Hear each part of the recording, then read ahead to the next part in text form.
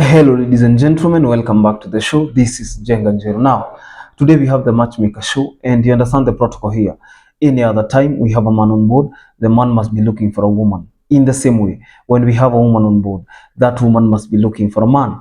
Today we are having a man, and I'll be telling you the kind of woman he is looking for. But before then, if you're watching us for the first time, this is the Matchmaker show. We help men and women to get matches. And the moment they get the right ones, they meet their destinies. So you're not lost. If you're new to the show, subscribe, like the video, and don't forget to leave a comment. Also, the contact of our guest will be on my Facebook page at Jenganjeru. So you can follow Jenganjeru on Facebook and you'll be getting these updates in real time. Our guest on today's show is a 49-year-old man who is single and searching. Yesterday, I had a lady, 58 years, who was looking for a match from the United States. So our guy today is from the US. And you could be asking yourself, why is he single at the age of 49? What kind of a woman is he looking for? And things like that. Every other time we attempt to answer these questions, people make a decision on whether they are interested or not. In fact, that is the decision making point. And when you listen to somebody's story, then you can decide whether you'll be able to contact them. So you can follow Jenganjero on Facebook. This is where we will be posting the contacts immediately after this. And then you can be able to talk to the guest one on one. Philip is our guest today at the age of 49. In fact, he is turning 50 in the month of August. Now, you could be asking yourself, why is he single? What kind of a woman is he looking for? And things like that. Number one, he is officially divorced. He went with his wife for greener pastures in the US. They first landed in Boston, but they went separate ways after 6 years of a very heated marriage. I have always opined on this show that many times when couples get cultural shock, or what we call culture shock, when that cultural kind of change hits them, they are not able to resist. Some of them succumb to pressure, others are not able to withstand, some cannot be able to hold themselves, and so on and so forth. So when you realize that the man is the epitome head, the cream de la cream of marriage in Africa, he calls the shots because again, maybe he is the provider 101. And when you go to a country like the United States, you have to share bills half, you have to split the bills, you have to work maybe the same number of hours. So it calls for a lot of responsibility from both parties to sometimes defy culture and be able to help one another. For instance, if an African man cooks for you, you are either sick or he is trying to show some romance. He's trying to be romantic once in a while. Otherwise, if he cooks today and you cook tomorrow, even the woman will be surprised because that is not the African way. But in the US, if both of you are working because you want to raise bills, because you want to pay bills, you want to take children through school, you want to take care of yourselves, you want to at least invest, you want to make moves, you don't want to be there that you're just surviving. So both of you have to work. And when you're working, it calls for sharing of responsibilities. So one can cook, the other one can clean, one can look after the children, the other one can pay rent, one can pay school fees, and so on and so forth. And so of the same amount of responsibility that was maybe put on women or women for that matter is somehow changed, because now there is no way somebody will be coming from an 8 to 9 job or a 9 to 5, from a 9 to 5 job, and then you're waiting for them to clean, you're waiting for them to cook, you're waiting for them to look after the children. You have to help them, because I hear that, I have never lived in the US, but I have friends who live there. I've never lived in Canada. I have friends who live there. I've never lived in the UK. I have friends who live there, and they will always tell you that hiring a nanny is one of the most difficult tasks. Okay, it is very difficult to hire a nanny there because they are very expensive to hire, the home managers. So I don't know, you have to cater even for their medical plan and all that.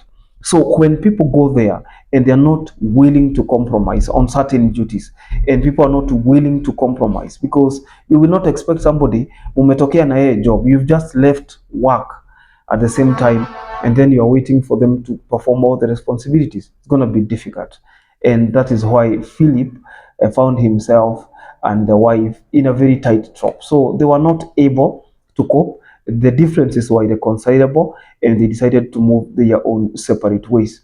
Luckily, he says The woman got married and got another baby. So there is no way under the sun that Philip and the ex-wife can come back together, because already she is a wife to somebody else. She is not willing, or he is not willing, to come back home soon. He is able to travel once in a while. In fact, he says he's a citizen, he's a permanent resident, so he is able to come once in a while. He's able to travel, he is able to come and visit, he's able to invest back home, he's able to do a lot of things with his life. So there are no limitations. And for your information, he's not going to be deported by ICE. You see, there is mass deportation for people who are not Native Americans, people who went to the US illegally.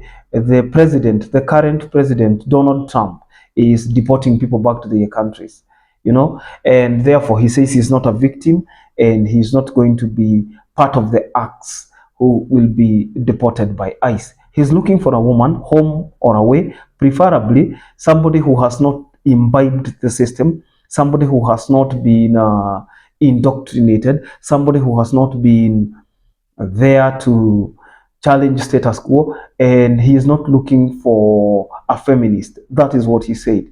He's not looking for a feminist. He's looking for a feminine woman, a woman who has feminine graces, a woman who is not putting up a competition, a woman who is not there just for a show, a woman who is there because she wants to get married.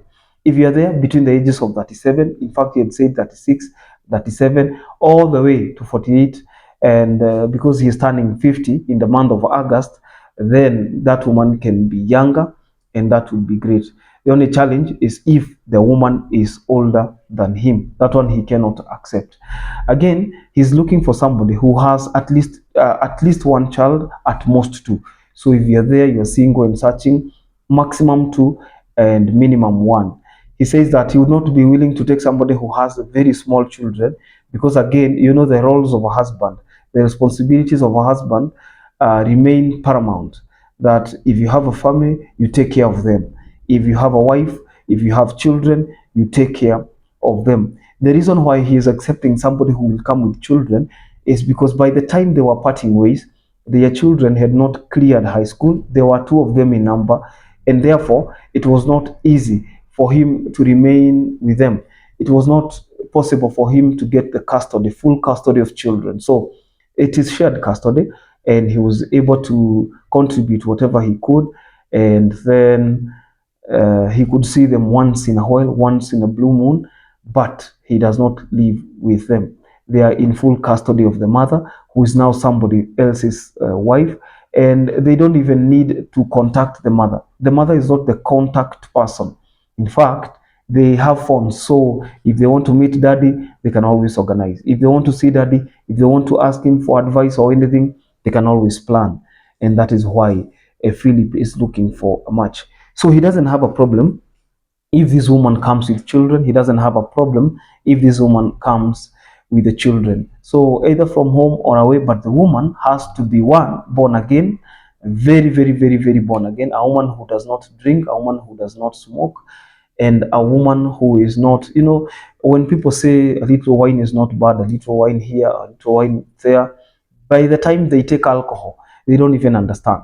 And just like that, one becomes an addict. And he says it was something he watched his ex-wife sinking into, and he regrets that maybe he could have done something to prevent the whole thing. So he says he doesn't want somebody who is coming with a woke mindset, I don't know, feminism, women this, women power, women what, women not. And therefore, he is not also going to bring the red pill kind of ideology, but the man remains masculine, the woman remains feminine, and that marriage will work. And therefore, if you're that woman, you can contact him directly. I am going to post his contacts on my Facebook page at Jenga Njeru. He comes from the Mount Kenya region, and he doesn't have a problem from people who come from different tribes. If you're coming from a different tribe, you could be watching this video, and probably you're even watching from a different country. That will not be a problem. If you're within those age ranges that I have given, between 36, 37, all the way to 48, a mother of one or a mother of two maximum, gender notwithstanding, Mr. Philip will be an ideal match. He actually comes from Nakuru County. So if you know Molo, yeah, That is it. So if you're there, you're looking for a match and you feel like you could be interested. At first, they were in Boston and now he lives in Michigan. So I'm wishing him well. I hope he gets a good match from our desk. We can only wish him well. Don't forget to subscribe to our YouTube channel and don't forget to be watching and liking. The more you like, the better. Until then, this is Jenga Njeru. I'll see you in the next video. Bye bye.